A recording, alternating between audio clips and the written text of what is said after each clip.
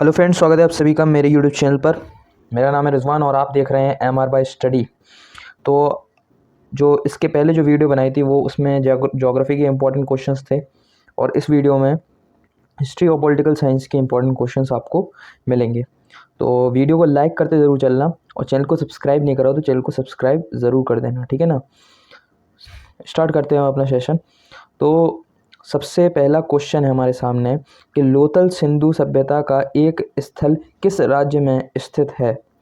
तो जो लोथल है, अगर आप इंडियन इंडस सिविलाइजेशन का अगर आप मैप देखें तो उस मैप में जो लोथल है वो हमारा गुजरात के क्षेत्र में आता है।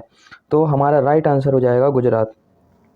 अगला है which inscription of 14th century BC of Asia Minor makes reference to Vedic gods. Hindi में बोल रहा हूँ।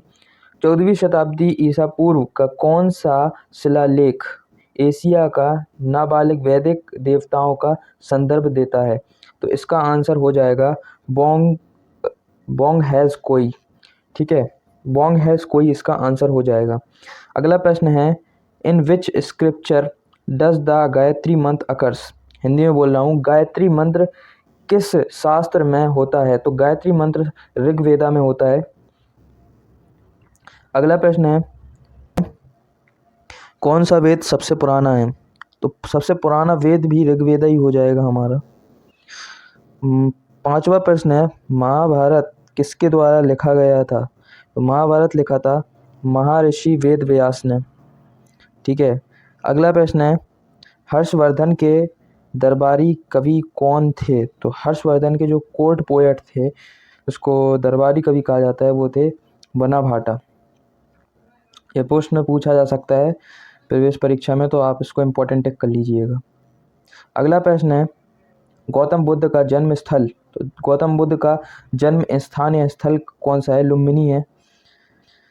एक जहाज का टेराकोटा मॉडल पाया गया है। तो टेराकोटा मॉडल जब हड़प्पा सिविलाइजेशन का जब वहाँ पे खुदाई हुई तो वहाँ पे लोथल में पाया गया था। ठीक है, महान स्नान में पाया गया है। तो महान स्नान कहाँ पे पाया गया हमारा, मोहनजोदारो में। ग्रेट बाथ इसके नाम से आपका क्वेश्चन आएगा, ग्रेट बाथ कहाँ पर है। अगला प्रश्न है किस शासक के शासनकाल के दौरान पहली बौद्ध परिषद आयोजित की गई थी। तो अशोका के समय में पहली बुद्धिस्ट काउंसिल आयोजित की गई थी या बौद्ध परिषद।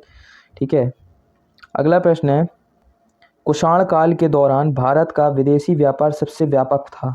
तो सबसे व्यापक किसके साथ था, हमारा रोम एम्पायर के साथ सबसे व्यापक था। During the Kushan period foreign trade off India was most extensive with, मतलब कि कुषाण पीरियड चल रहा था, मतलब कुषाण रूलर्स थे उस वक्त किसके साथ ज़्यादा फॉरेन ट्रेड हो रहा था। तो हमारा यूरोप के साथ रोम के साथ हमारा हो रहा था। अगला प्रश्न है समुद्रगुप्त के प्रयाग सतवन के लेख कौन थे। तो समुद्रगुप्त की ये किताब है प्रयाग यूलोग, या इसे हम कहते हैं हिंदी में प्रयाग सतवन। तो ये लिखी थी हमारी हरि सेन ने। अगला प्रश्न है बाबर ने किस भाषा में अपनी आत्मकथा लिखी है और उसकी किताब का नाम क्या है, तुजुक बाबरी। तो तुजुक बाबरी किस भाषा में लिखी गई है, तो तुर्किश भाषा में लिखी गई है। अगला प्रश्न है ऐन अकबरी के लेखक कौन थे। तो ऐन अकबरी के लेखक हैं हमारे अबुल फजल। अबुल फजल जो थे वो अकबर के कोर्ट में बैठते थे। अकबर के जब कार्यकाल लगता था उस वहाँ पर बैठते थे और वहाँ पर ये अकबर के बारे में लिखते थे उस किताब में आईने अकबरी। अकबर के जितने भी रेवेन्यू रिकॉर्ड होते थे या जो भी साम्राज्य के बारे में उसकी बारे जानकारी लिखा करते थे। ज़कात वज़ा, ज़कात एक थी। ज़कात क्या होती है, ज़कात एक टैक्स होता है। ठीक है, अगला प्रश्न है तुगलकनामा किसने लिखा था। तुगलकनामा अमीर खुसरो ने लिखा है। ठीक है, ध्यान रखिएगा।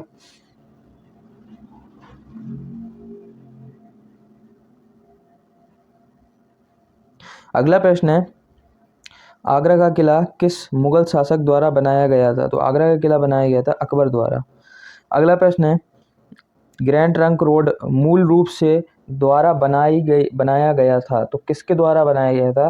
तो शेरशाह सूरी द्वारा बनाया गया था ग्रैंड ट्रंक रोड, जो किसको जोड़ता था? जो अभी अगर आप प्रेजेंट में देखें तो ये अमृतसर से लेकर आपका कोलकाता तक जोड़ता है। मतलब कि सोनार वैली से लेके इंडस वैली से लेके सोनार वैली तक इस रोड को जोड़ता है। तो ये इसका राइट आंसर हो जाएगा। अगला प्रश्न है अगला प्रश्न है इंग्लिश में, Ibn Battuta visit India during the rain of. इसको मैं हिंदी में बोल देता हूँ कि इब्न बतूता किस राजा के राज्य में भारत आए थे? तो मोहम्मद बिन तुगलक के राज में आए थे। अगला प्रश्न है, तुगलक वंश की स्थापना किसके द्वारा की गई थी? तुगलक वंश की स्थापना गयासुद्दीन तुगलक द्वारा की गई थी। ठीक है, ये पहले रूलर थे तुगलक डायनेस्टी के। अगला प्रश्न है, तुगलकाबाद का किला निर्माण किसने करवाया था? तो तुगलकाबाद का जो किला था वो गयासुद्दीन तुगलक ने निर्माण कराया था, जो सबसे पहला वह डायनेस्टी का रूलर था। अगला प्रश्न है, इबादत खाना क्या था? House of worship. अगला प्रश्न है, ख्वाजा मोइनुद्दीन चिश्ती की दरगाह कहाँ स्थित है? तो ख्वाजा मोइनुद्दीन चिश्ती की जो दरगाह है, श्राइन है, वो अजमेर में है। अगला प्रश्न है, किसने पहली बार भूमि राजस्व का स्थायी समाधान पेश किया? तो विलियम बेंटिंक।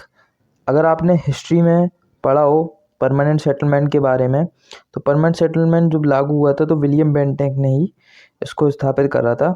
ठीक है, राजस्व इकट्ठा करने के लिए।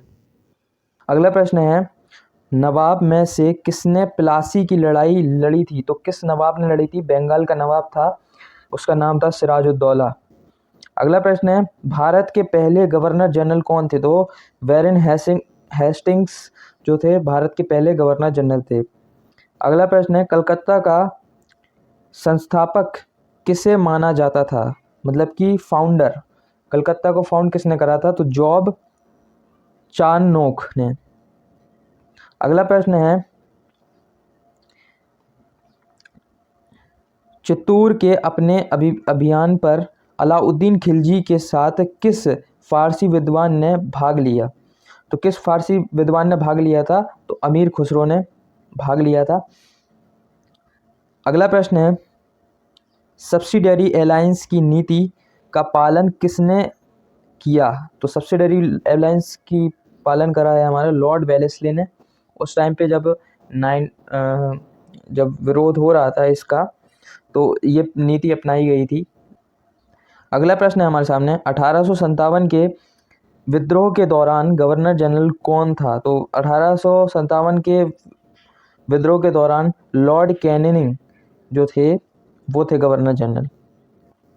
अगला प्रश्न है, रॉलेट एक्ट को वर्ष में पारित किया गया था? तो किस वर्ष में करा गया था पारित? 1919 में।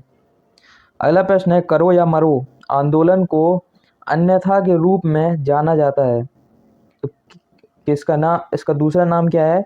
तो भारत छोड़ो आंदोलन या फिर क्विट इंडिया मूवमेंट के नाम से जाना जाता है। Gandhi ji satyagraha revolt was initiated against. Gandhi ji के सत्याग्रह विरोध की शुरुआत हुई थी, तो कब हुई थी? जब रॉलेट लॉ पास हुआ था तब हुई थी। ठीक है, इसको ध्यान रखिएगा। अगला प्रश्न है, भारतीय राष्ट्रीय कांग्रेस का पहला सत्र आयोजित किया गया था? तो पहला सत्र बॉम्बे में आयोजित किया गया था। अब पॉलिटिकल साइंस का कुछ क्वेश्चंस। आर्य समाज की स्थापना किसने की? तो दयानंद सरस्वती द्वारा की गई थी। अगला प्रश्न है, कांग्रेस में विभाजन split in Congress take place in. तो सूरत सेशन में कांग्रेस का विभाजन हुआ था। अगला प्रश्न है, swaraj is my birth right and I shall have it, who had said this? तो swaraj is my birth right, ये जो स्लोगन है ये कहा था लोकमान्य तिलक ने। अगला प्रश्न है, भारतीय राष्ट्रीय कांग्रेस के पहले अध्यक्ष कौन थे? तो भारतीय राष्ट्रीय कांग्रेस के पहले अध्यक्ष थे वायोमेश चंद्र बनर्जी। ठीक है, ये इंपॉर्टेंट क्वेश्चन है, इसको आप मार्क कर लीजिएगा। अगला प्रश्न है, रॉयल इंडियन नेवी में बंबई में विद्रोह कब हुआ था? तो 1948 या 1948 में हुआ था। ब्रेकिंग इंडिया पुस्तक किसने लिखी है? तो ब्रेकिंग इंडिया पुस्तक लिखी है राजीव मल्होत्रा जी ने। अगला प्रश्न है, इनमें से कौन इंडिया हाउस की गतिविधि, ये 20 काट दीजिएगा आप, इंडिया हाउस की गतिविधियों से संबंधित नहीं था। यहाँ पे ऑप्शंस दिए गए थे तो मैंने इसको डायरेक्टली आपके लिए लिख दिया, तो इसका राम प्रसाद बिस्मिल होगा।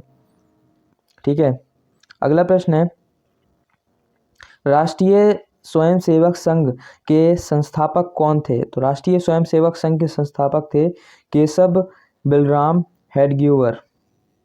ठीक है, अगला प्रश्न है, सिंधु देश आंदोलन किस देश में एक अलग विवादी आंदोलन है? तो पाकिस्तान में है। अगला प्रश्न है, चीन ने तिब्बत पर कब कब्जा किया? तो 1950 में कब्जा किया था। अगला प्रश्न है,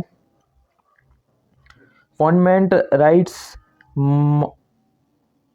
माइनॉरिटीज। अगला प्रश्न है, who was chairman of advisory committee as fundamental right minorities and tribal and excluded area of the Indian constitution? तो वल्लभ भाई पटेल को बनाया गया था। ठीक है, वल्लभ भाई पटेल का इसका राइट आंसर होगा। वल्लभ भाई पटेल जो थे वो इस कमेटी के चेयरमैन थे। अगला प्रश्न है, फ्रंटियर गांधी या बादशाह खान के रूप में किसे जाना जाता है? तो अब्दुल गफ्फार खान को जाना जाता है। अगला प्रश्न है, पाकिस्तान बनने के लिए मुस्लिम को एक्शन, डायरेक्ट एक्शन, ये एक्शन काट दीजिएगा आप, डायरेक्ट एक्शन का फोन किसने किया? इंग्लिश में है, who gave the call of direct action to Muslim for creating Pakistan? तो मुस्लिम लीग द्वारा दिया गया था। ये एक इंपॉर्टेंट क्वेश्चन है और कॉम्पिटिटिव एग्जाम में भी पूछा जाता है।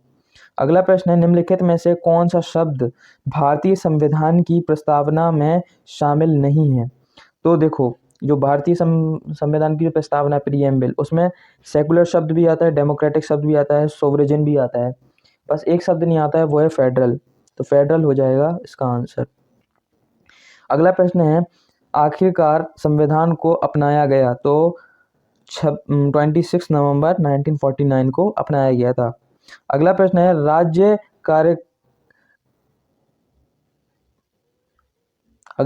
राज्य कार्यकारिणी परिषद का प्रमुख कौन होता है? तो द गवर्नर होता है, स्टेट एग्जीक्यूटिव काउंसिल का हेड। अगला प्रश्न है, भारत के राष्ट्रपति पद का सबसे लंबा कार्यकाल तो किसने करा है? डॉक्टर राजेंद्र प्रसाद जी ने सबसे लंबा कार्यकाल है।